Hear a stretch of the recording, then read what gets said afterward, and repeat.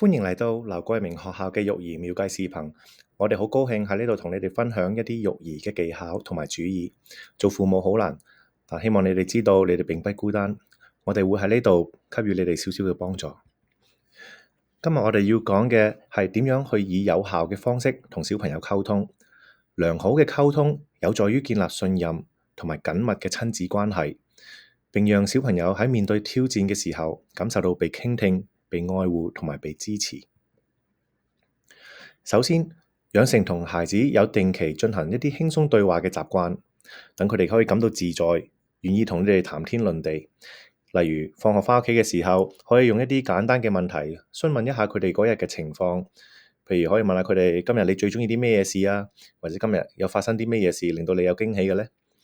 同時，亦都可以分享下我哋自己嘅日常，等佢哋知道敞開心扉，分享感受係好自然嘅事情。當你經常有同小朋友傾偈嘅話，處理較困難嘅話題嘅時候，就會變得更加容易。例如欺凌啦、壓力啦、心理健康問題、冒險行為或者家庭嘅困境。關鍵在於練習積極去傾聽，咁樣意味住真正聆聽佢哋嘅話，而唔打斷佢哋嘅話頭。營造一個讓小朋友感到自在、願意敞開心扉嘅環境，能讓佢哋感受到支持，並更願意討論一啲拿手嘅問題。當孩子想要傾偈嘅時候，我哋都要確保自己可以花出一啲時間嚟到陪佢哋。咁樣意味住，如果你係講緊電話嘅話，或者同對方講，我哋遲啲打返俾你，跟住轉向孩子，詢問佢哋需要啲乜嘢。當小朋友同你傾偈嘅時候，請給予佢哋全神貫注嘅關注，並仔細咁樣傾聽。透過提問一啲開放式嘅問題，可以表現你嘅興趣，例如當時發生緊啲咩事啊，或者呢一件事令到你嘅感覺係如何。咁樣不僅能夠可以幫助你更好去理解情況，亦都能夠讓小朋友感受到你在乎佢哋嘅諗法同埋感受，從而鼓勵佢哋更坦誠咁樣去分享。肯定孩子嘅情緒係非常重要。當佢哋感到沮喪或者挫折嘅時候，可以透過一啲說話，例如講我睇到你都好難過，或者有呢啲嘅感受係好正常嘅。呢啲嘅話可以等佢哋知道你理解佢哋嘅情緒，咁樣可以令佢哋感受到自己嘅感受被傾聽同埋接納，從而獲得理解同埋支持。當小朋友討論一啲困難或者令人不適嘅話題嘅時候，請盡量保持冷靜同埋開放嘅態度。即使呢啲嘅話可能會令到你感到驚訝或者不安，亦都要避免以震驚或者憤怒嘅方式嚟到去反應。保持冷靜，能夠讓小朋友感到安全，並更願意坦誠咁去交流，而唔需要擔心大人嘅反應。